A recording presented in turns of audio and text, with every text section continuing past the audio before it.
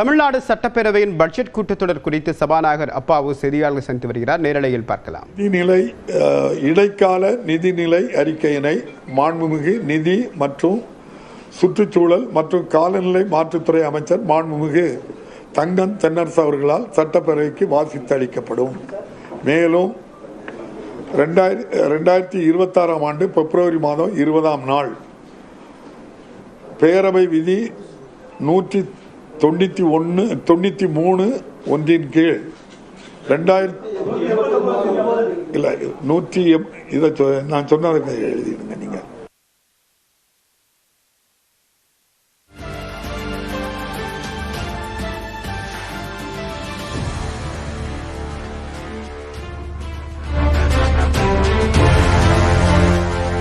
தேர்தல் நெருங்கி இருக்கக்கூடிய நிலையில் இந்த நிதியாண்டுக்கான இடைக்கால பட்ஜெட் என்பது தமிழ்நாடு சட்டப்பேரவையில் விரைவில் தாக்கல் செய்யப்பட இருக்கிறது. ஏற்கனவே ஆளுநர் உரையுடன் தமிழ்நாடு சட்டமன்றம் கூடிய நிலையில் தற்போது அடுத்ததாக பட்ஜெட் தாக்கல் என்பது நடைபெற இருக்கிறது. இடைக்கால பட்ஜெட்டில் பல்வேறு முக்கிய அறிவிப்புகள் வெளியாகும் என்று எதிர்பார்க்கப்படுகிறது. மானிய கோரிக்கைகளும் பேரவை விதி 189 ஒன்றின் கீழ் 2025-26 ஆண்டுக்கான கூடுதல் செலவினங்களுக்கான மானிய கோரிக்கைகளும் சட்டமன்றத்தில் வாசித்து அளிக்கப்படும். நன்றி.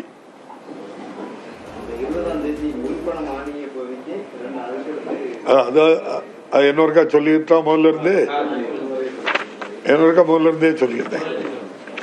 தமிழ்நாடு சட்டமன்ற பேரவை விதி 26 ஒன்றின் கீழ் தமிழ்நாடு சட்டமன்ற பேரவையின் அடுத்த கூட்டத்தொடர் 26-27 ஆண்டுக்கான முன்பண மானிய கோரிக்கைகளும் பேரவை விதி 189 ஒன்றின் கீழ் 2025-26 ஆண்டுக்கான கூடுதல் செலவினங்களுக்கான மானிய கோரிக்கைகளும் சட்டமன்றத்தில் வாசித்து அளிக்கப்படும். இப்போ நேரலையில் முடிந்த அளவுக்கு நேரலையில் தான் பெருகிட்டு இருக்கு. முழுமையாட்டு எல்லாத்துக்கும் என்ன செய்யணும், முழுமை பெறல, எல்லாமே வந்துடும். என்ன எல்லாமே வந்துடும். அதை விட கிட்டத்தட்ட 2000 நம்முடைய சட்டமன்றம் தொடங்கிய நாள் முதல் எல்லா நிகழ்வுகளும் நம்முடைய பதிவேற்றம் செய்யப்பட்டிருக்கு. உலகத்தில் எந்த பகுதியில் இருந்தாலும் தட்டி என்ன செய்துக்கலாம், என்ன எந்த மாதம் எந்த தேதி என்ன நிகழ்வு நடந்தது, அதில் யார் என்ன பேசிட்டா எல்லாமே இதில் எடுத்துக்கிடலாம். நெட்டில் எடுத்துக்கிட வேண்டிய அளவுக்கு எல்லாமே அதை டிஜிட்டலைஸ்ட் பண்ணியிருக்கு. எல்லாமே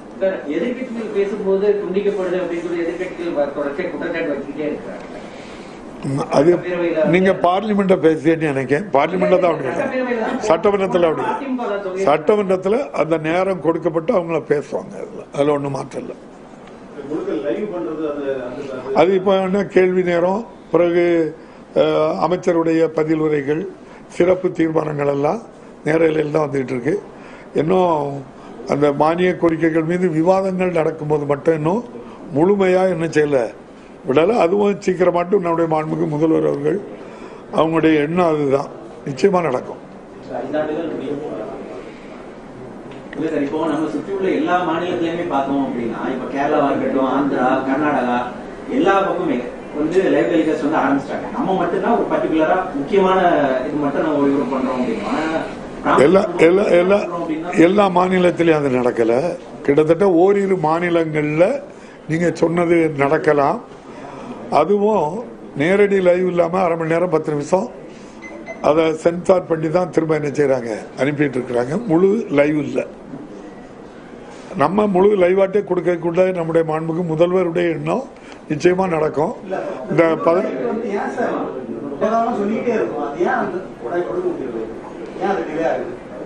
அதுல நிறைய விஷயங்கள் இருக்கு. அது நம்முடைய பிஎஸ்சி அலுவல் ஆய்வுக்குழுவில் தான் அவையெல்லாம் டிஸ்கஸ் பண்ண முடியும். இங்க நம்ம வெளியே பொது வெளியில அதெல்லாம் சொல்ல முடியாது.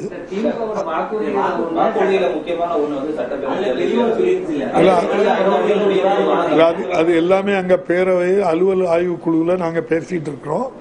அது நிச்சயமாட்டு எல்லாருமே அது நடைமுறைப்படுத்தணுங்கிறதுல எல்லாரும் ஒருமித்த கருத்தாக தான் இருக்கும்.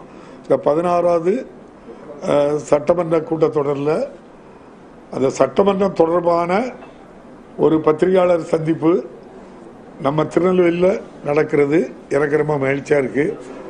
நீங்கள் எல்லாரும் எப்போதுமே நமக்கு ரொம்ப பாசமுள்ள மக்கள். எவ்வளோ கருத்து வேறுபாடுகள் இருந்தாலும் நம்ம ஸ்பீக்கர் நம்ம எம்எல்ஏ அப்படின்னு நினைப்பீங்க. மிக்க நன்றி. அனைவருக்கும் வாழ்த்துக்கள்.